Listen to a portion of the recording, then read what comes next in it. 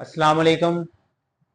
मैं जी Qasim Ali CNP news के platform तो अज ने साडे नाल इस शहर की मरूफ शख्सियत डॉक्टर नसीर अहमद कालू साहब ये अल्लाह के घर गए उमरे ते अज इन्हां दे सफ़र के बारे कुछ चंद एक गल्लां करने हैं।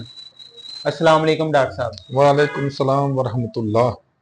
डॉक्टर साहब तुसी उमरे ते गए ते बहरीन पहुंच के बहरीन कैसा मुल्क है, उत्थे दा सफर कैसा लगा, उत्थे रहे को अच्छा को खादा पीता या कोई अच्छी को गलबात उस मुल्क दी। औज़ु बिल्लाहि मिनश शैतानिर रजीम बिस्मिल्लाहिर रहमानिर रहीम। अल्लाह जल्ल शानहू दे नाम दे नाल अल्हम्दुलिल्लाह रब्बिल आलमीन वल आकिबातुल मुत्तकीन अस्सलातु वस्सलामु अला रसूलिल करीम। अस्सलामु अलैकुम। कसम साहब, मैं बहरीन दूसरी किस्त जिहड़ी हो चुकी है ਉਹਦੇ ਮੁਤਾਬਕ ਮੈਂ ਤੁਹਾਨੂੰ ਪਹਿਲੇ ਦੱਸ ਚੁੱਕਿਆ ਕਿ ਮੈਂ ਬਹਿਰੀਨ ਪਹੁੰਚ ਗਿਆ। ਰਾਤ ਨੂੰ ਪਹੁੰਚਿਆ ਸਾਂ। ਉੱਥੇ 3 ਦਿਨ ਤਕਰੀਬਨ ਮੈਂ ਸਟੇ ਕੀਤਾ। ਫਿਰ ਤੇ ਉਹ ਜਿਹੜੇ ਦੋਸਤ ਹਨ ਉਹ ਭਾਈ ਆ, ਦੋਸਤ ਕਾਹਦਾ ਭਾਈ ਆ, ਛੋਟਾ ਭਾਈ ਆ, ਵੀਰ ਆ ਛੋਟਾ। ਮੈਂ ਉਹਨੂੰ ਸ਼ੁਗਲ ਨਾ ਕਦੀ ਕਦੀ ਸਰਦਾਰਾ ਕਹਿਣਾ ਨਾ, ਕਿਉਂਕਿ ਉਹ ਆਦਤਾਂ ਸਰਦਾਰਾਂ ਵਾਲੀਆਂ ਨੇ। ਸਾਰੇ ਦਰਵੇਸ਼ ਆਦਮੀ ਆ, ਬਿਲਕੁਲ ਦਰਵੇਸ਼ ਆਦਮੀ ਆ। ਮਤਲਬ ਉਸ ਬੰਦੇ ਦੀ ਮੈਂ ਆਦਤ, ਖੈਰ ਮੈਂ ਸ਼ੁਰੂ ਤੋਂ ਹੀ ਜਾਣਦਾ ਉਹਨੂੰ।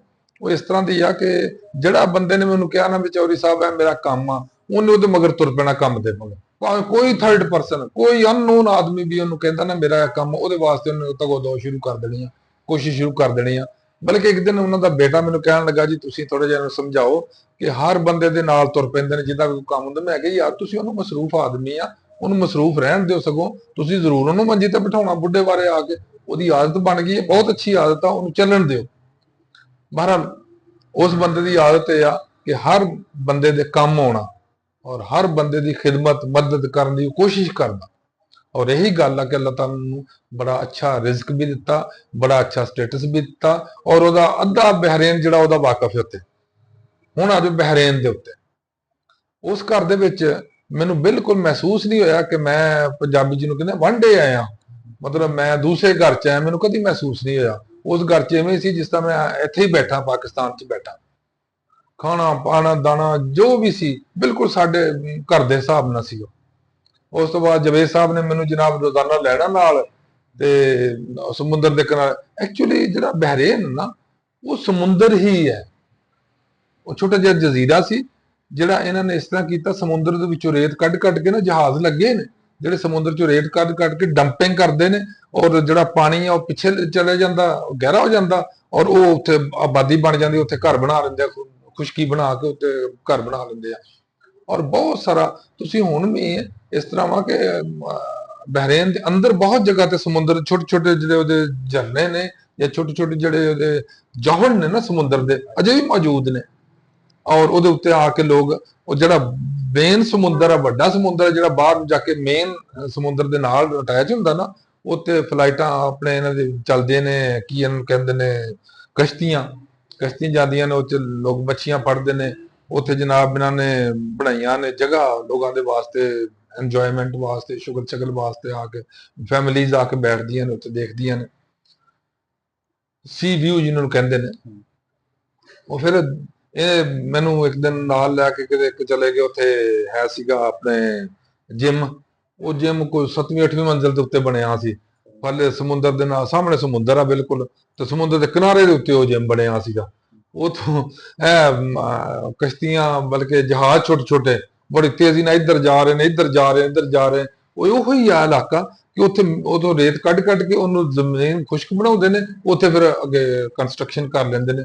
ਔਰ ਤਕਰੀਬਨ ਅੱਧਿਓ ਬਹੁਤਾ ਜਿਹੜਾ ਹੈ ਨਾ ਬਹਿਰੀਨ ਹੁਣ, ਜਿਹੜਾ ਅੱਧਿਓ ਬਹੁਤਾ ਉਹ ਤੇ ਇਸ ਤਰ੍ਹਾਂ ਉਹਨਾਂ ਨੇ ਬਣਾਇਆ ਵੇ। ਵਗਰਨਾ ਤਾਂ ਸਾਰਾ ਸਮੁੰਦਰ ਸੀ, ਚਾਰੇ ਚੁਫੇਰੇ ਸਮੁੰਦਰ ਆ ਉਹਦੇ। अच्छा जी डॉक्टर साहब, ते सऊदीया तो बहरीन तो सऊदीया किवें गए, वो तेरा सफर किवें दा रहा, उत्थे स्टे कीता या सीधे चले गए सऊदीया?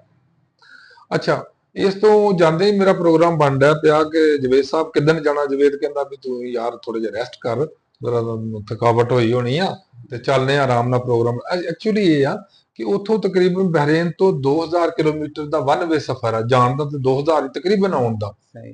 ਅੱਛਾ, ਇਹਦੀ ਲੰਮੀ ਡਰਾਈਵਿੰਗ ਕਰਨਾ ਵੀ ਥੋੜਾ ਜਿਹਾ ਮੁਸ਼ਕਲ ਸੀਗਾ, ਕਿਉਂਕਿ ਸਾਡਾ ਪ੍ਰੋਗਰਾਮ ਇਹ ਸੀ ਕਿ ਬਾਏ 에ਅਰ ਨਹੀਂ ਜਾਣਾ, ਅਸੀਂ ਜਾਵਾਂਗੇ ਬਾਈ ਰੋਡ ਹੀ। ਰੋਡ ਦੇ ਉੱਤੇ ਫਿਰ ਜਵੇਦ ਸਾਹਿਬ ਨੂੰ ਚਾਹੀਦਾ ਸੀ ਕੋਈ ਬੰਦੇ ਵੀ ਨਾਲ, ਦੋਸਤ ਜਿਹੜੇ ਮਤਲਬ ਗੱਡੀ ਚਲਾ ਵੀ ਲੈਂਦੇ, ਮਾਸਟਰ ਕਿਸਮ ਦੇ ਡਰਾਈਵਰ ਹੋਣ। ਅੱਛਾ, ਉੱਥੇ ਅੱਲਾਹ ਤਾਲਾ ਨੇ ਬੜੀ ਮਿਹਰਬਾਨੀ ਕੀਤੀ, ਸਾਨੂੰ ਇੱਕ ਦੋਸਤ ਮਿਲ ਗਿਆ, ਬੜਾ ਅੱਛਾ ਆਦਮੀ ਸੀ, ਚੌਰੀ ਤਾਹਰ ਗੁੱਜਰ। ਉਹ ਇੱਧਰ ਚਕਵਾਲ ਸਾਈਡ ਦੇ ਨੇ, ਤੇ ਉਹ ਵੀ ਉੱਥੇ ਜਵੇਦ ਦੇ ਨਾਲ ਹੀ ਪੁਲਿਸ 'ਚ ਮੁਲਾਜ਼ਮਤ ਕੀਤੀ ਉਹਨਾਂ ਨੇ ਉੱਥੇ ਬਹਿਰੇਨ 'ਚ। ਉੱਥੋਂ ਰਿਟਾਇਰਮੈਂਟ ਹੋ ਗਈ, ਹੁਣ ਉੱਥੇ ਹੀ ਉਹਨਾਂ ਰਿਹਾਇਸ਼ ਬਣਾਈ ਆਪਣੇ।